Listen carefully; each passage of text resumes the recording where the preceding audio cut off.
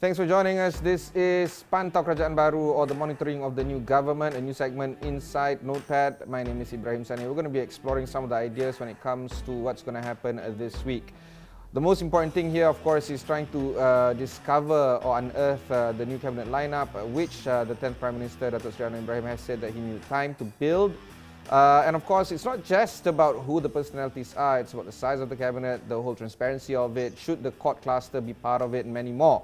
And joining us on the line is a good friend of Astro, AWANI, Datuk Seri Akhbar Satar. He is, of course, the president of the Association of Certified Fraud Examiners of Malaysia, and of course, a keen political commentator. Datuk Seri, thanks for taking the time to speak with us. I want to learn more about what you think of the new government formation, and what would be some of the expectations that you have when it comes to the cabinet lineup, and some of the key observations that you think they must exhibit. Yeah, well, I'm sure integrity is very important. All of us are expecting integrity issue among the politicians, especially the cabinet ministers. So we are hoping that, because corruption is rampant in this country, so therefore I can assure you that the public are happy with the new government, because among the manifesto, which include to curb corruption in this country. So I think this is a very good move, because corruption is the mother of all evils. Okay, let's talk about some of the data that was published by the Department of Statistics Malaysia yesterday, actually. On crime statistics, one of the key highlights that I find quite interesting is corruption. Corruption in 2021 saw 400 cases. This is in relative to the thousands, multiple tens of thousands of other types of crimes, like summon or mugging, breaking-ins, theft, stealing of cars. Those are, hundreds of thousands. I'm not saying that we should be proud of the statistics of crime, but generally speaking, do you feel that corruption is still underreported thus far, and do you feel that this needs to be looked into quite considerably moving forward under this new administration? Yeah, I agree. It is underreported, but we should be happy with MACC, because they are doing good job. And if you look at the statistics provided by MACC, right, from 2015 to 2021, right, out of 8,000 those arrested, 53% were the youth, between the age of 29 to 39. So this is very scary, because we thought our generation is already finished, right? Corrupted. We have to accept that. But it seems that the youth who is taking care of our country are also involved in corruption. So I think we have to, target on this group to make sure that, one day at least our anak cucu, will be okay. And of course, corruption will be curbed professionally. I think this is very important. We also need to understand a little bit more about what you think is the political landscape looking like. We know that the debate between or the discourse online on social media is actually quite heated now, and we're looking at some of the developments that is currently happening. May stoke racial tensions. Do you feel that this needs to be addressed as well currently? I think it's okay. Right? Among public, we are okay. The problem is politicians. Politicians were the one who, who split us. So they are using Russia in their campaign and so on. This is very bad, right? But among us, we are okay, right? In my taman also, we are okay. We are friendly with each other, and our children, can go along. You go to coffee shop, coffee house, you can see all, all races are there. We are very friendly and also live happily. So this is very important for politicians not to, break us up, because this will affect the country, country's image, and also I think the politicians have to make sure that during campaign use some something that, which is very important for the country. At least you have to show us what you can do for the country. What can you do, to rectify the weaknesses, corruption, the economic problem, and the political stability, instead of creating more problems. Okay, Datuk, we need to look into some of your wish list into how you think this government needs to progress. What would be the 2 or 3 things that you think the government must do? I know technical corruption is there, but what are the steps needed, concrete steps that you perhaps would look into in addressing these kind of issues? There are 3 factors. One is strong, sincere political will. So we need a prime minister, who has strong political will. But I'm happy that Prime Minister, in his first speech to the media, right, he still wanted to make sure that corruption is to be, to prevent corruption in this country, because it was quite. I mean, prior to this, not even one prime minister was talking about corruption, but Anwar Ibrahim, Datuk Seri Anwar Ibrahim is good on this, since he mentioned about this corruption. To curb corruption. And number 2, of course, the effectiveness of the law enforcement. There is no political interference. Let them investigate independently, and also the AG, right? Let them do their work. So this is very important for the image of the country. Last but not least, Ibrahim, is the strong support from the public. Make sure that we support the government, we support law enforcement agency, and the public and also the private sector should not get involved in corruption, because they are main giver, especially the big companies and so on. So this is very bad. So, and also the public, make sure that you don't give, because the government servant and politicians are our servant. They are working for us. We pay them. We pay through our taxes. So this is a very important point, to make sure that we are not, we ourselves are not involved in corruption. We have to reduce corruption in this country. Developing these ideas even more, based on some of your work that you've done for the past few decades, actually, from Transparency International and many more before that, and now in your current role, do you feel that the example or lead by example is actually quite crucial? If the Prime Minister clamps down from his level, everything else will follow right now. So do you feel that the Prime Minister must exhibit the highest order in terms of integrity, anti-corruption fight, and many more? Yeah, this is true. According to fraud theory, right, there are 3 factors. Opportunity, of course, the other one will be pressure, but the most important point will be rationalization. It is, in criminology, it is called as technique of neutralization. So meaning to say that whatever you do as a leader, people will follow you. You have to show good example. If you get involved in corruption, therefore your minister, your deputy prime minister, and so on will be following you, and also it will go down to KSU, your supervisor, and so on. So as a prime minister, you must not only be white, but also you must be whiter than white. You must not only be clean, but seem to be clean. So this is very important. But you can see a few of the indication shown by our prime minister that he has rejected the new cars, and also changing carpet. That is a very good example. It's quite difficult to find people. I hope he will continue to do this, but try not to get to prevent from getting influenced by unethical people. So normally these unethical followers are the one who really either brought you up or down. So this is very important. But your main aim is to make sure that you take care of the country. Make sure that the money is not especially in contract, it must be spent spend value for money. So this is important, because in contract, as I mentioned earlier, right? So according to the World Bank, contract alone, we are losing between 20 to 30% because of corruption.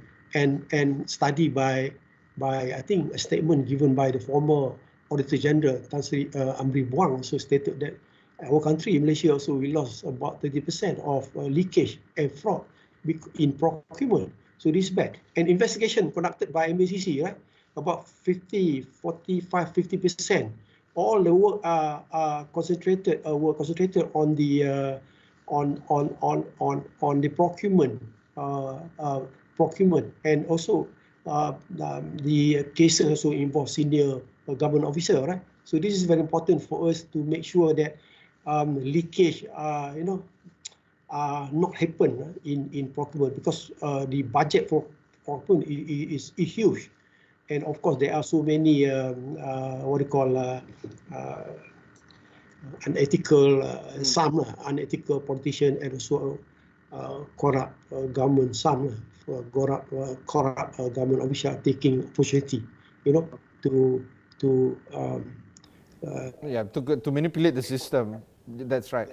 Okay, Datuk Seri, we're going for a short break. When we come back, we'll discuss a little bit more on the issue of integrity and government battling corruption. We'll be right back after these messages.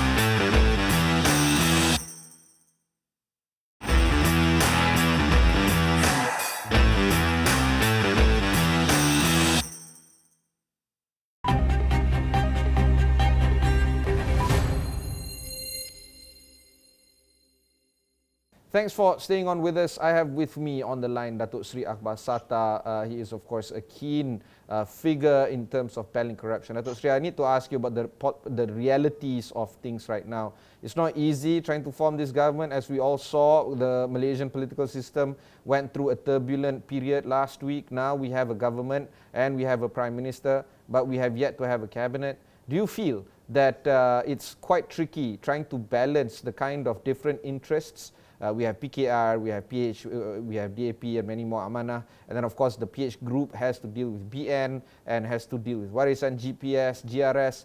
It's trying to find the right mix of integrity, ministers with integrity, but at the same time trying to appease the kind of personalities that is expected to get positions. How do you think this government needs to manage realities of the political environment with the need or the balance to fight corruption and to maintain strong integrity? I think I'm sure the Prime Minister, right, will be very concerned with corruption. But of course, with this coalition government, it's quite difficult, right? Because he has to, to be fair, right? Especially in the appointment of the minister. But to me, I think the best way is to make sure that we have ministers with high integrity, right? And this is very important because our image will be tarnished if you appoint any ministers or deputy ministers who has been have what is called corruption cases and so on. But anyway, if he has no choice, but of course being Prime Minister, I hope that he will make sure that he will monitor, right, all these ministers, especially those are involved, have been involved in corrupt practices, so that it will not happen again. Because we have to remember that in fact all the former Director General, or sorry, the KP of MACC, right? I think 3 of them were telling that corruption is rampant, and some of them were saying that it is very critical. So it is very important for the Prime Minister to make sure that he has to monitor and advise all the ministers, right, not to get involved, but work for the country, not for self-interest, but make sure that because we have so much problem. And also, as a Prime Minister, I'm sure he is concerned with political stability, because to me, corruption is the evil of all. If corruption is the evil of, if the evil, if the mother of all evil. Sorry. So the stability of government is because unstable government because of corruption. The unstable of the economy is because of the corruption. And social problem also, right? So this is very important. So, but there is a pro contra here, whether you have to appoint somebody who who has no court cases and so on.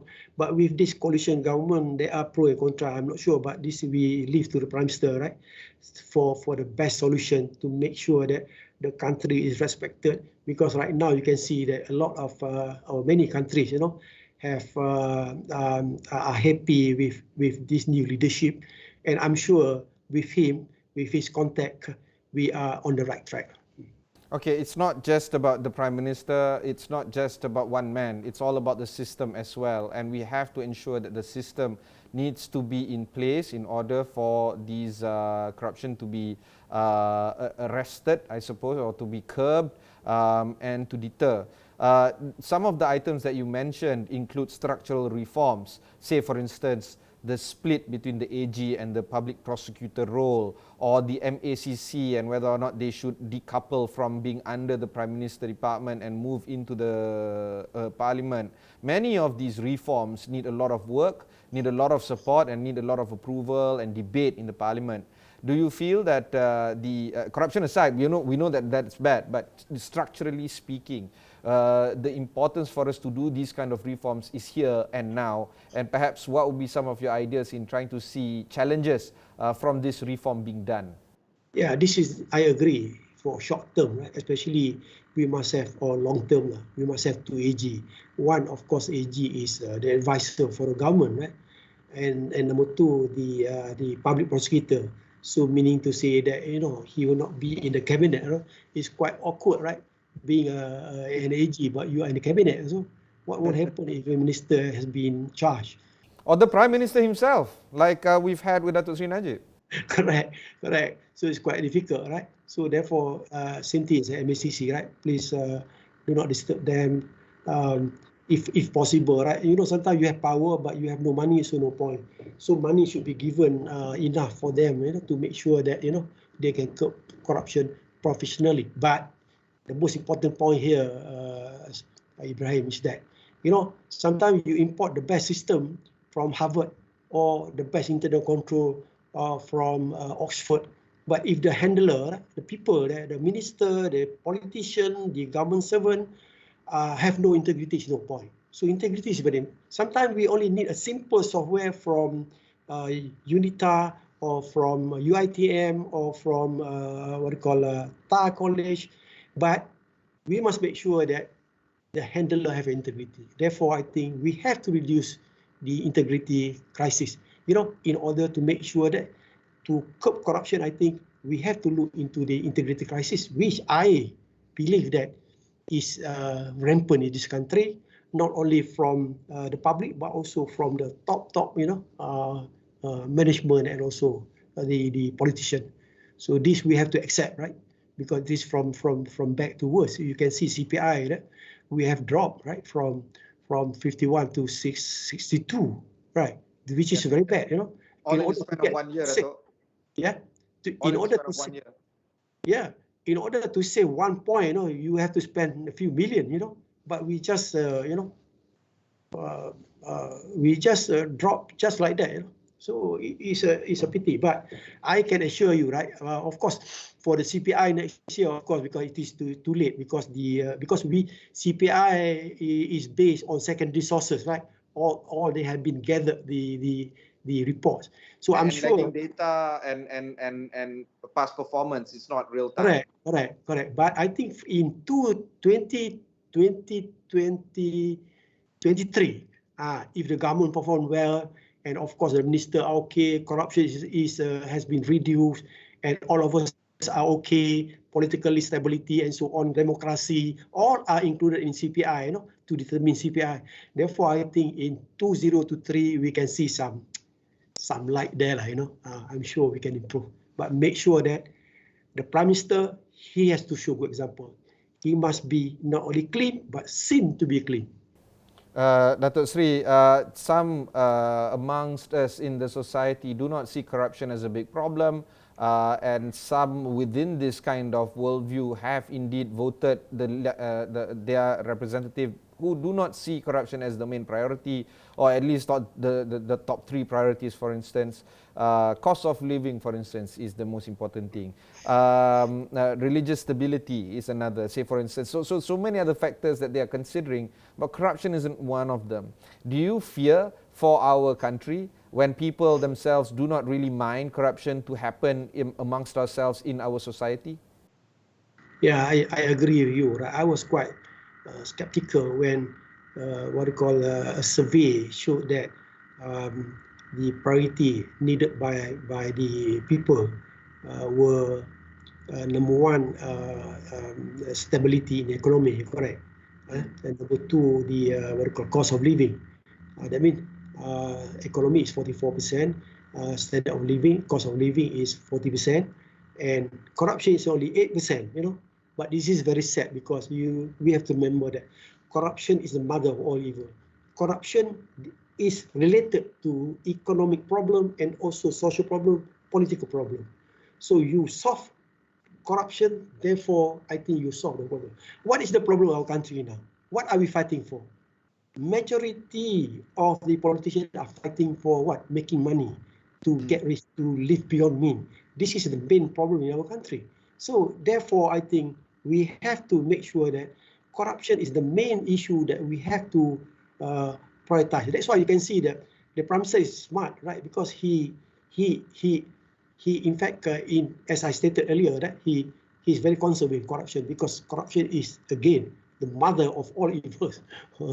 In earlier this week, Datuk Seri Akhbar Ibrahim, our Prime Minister, has announced that, has made a call for the incoming ministers to work hand in hand with public servants. He has also made another call for public servants to work with their political masters, their ministers, because one cannot exist without the other, and essentially all the hard work is going to be done by the civil servants. This wasn't seen in the previous Pakatan Harapan government, the 22 months under Tun Mahathir. Do you feel that because of the call that has been made 2-3 days ago by the Prime Minister, there are some bright sparks in terms of seeing good things being done in the months or even years to come? Yeah, I agree, right? Because, 20, 30 years ago, right? When you were PTD officer, right? Of course, the politician normally respected them. But now you can see it is a reverse, right? Because politicians are making use of them. And they are so scared, to sometimes not to follow instructions. Sometimes instructions that are going against the law. Sometimes you are KSU in the ministry when you have been instructed by, Wahyu, right? Instruction without any written instruction.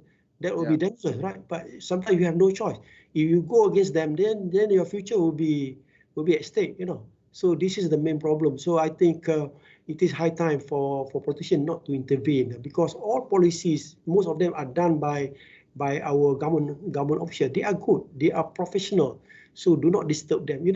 Long time ago, normally if I'm from Kelantan, I was PTD officer. It's quite if based on merit. Meritocracy. Therefore, if I'm good, I can easily become the SS for Selangor or Pahang and so on, right? But right now, I think the highly likely, normally the MB and the Chief Minister will choose their own men. So this is very dangerous because choosing your own men, sometimes these officers are scared of you and also maybe follow your instruction, even though it's going against the regulation. But the most important point here will be, Ibrahim, is that God-fearing, God-fearing rather than MACC fearing. But on the other hand, there are those who claim to be God-fearing, but they themselves enrich themselves via corruption and misuse of power. So this is very bad. But sometimes some politicians, they are corrupted, some lah. But they are still giving lecture and asking us not to get corrupt, not to be corrupted. But this is, unaccepted because you yourself as a politician, you have to show example, make sure that you join politics not to become rich, but to work for the country, because now we are facing debt, we got problem in economy, political stability. So your function is to work together, and also in Parliament, make sure that when you debate, make sure that you debate with ideas, not quarreling with each other, making mockery of the system. So because you have been, people are looking at you, the youngsters are looking at you. So I think this is very important for us to show example. And also, if a good policy introduced by the opposition, we have to accept, right?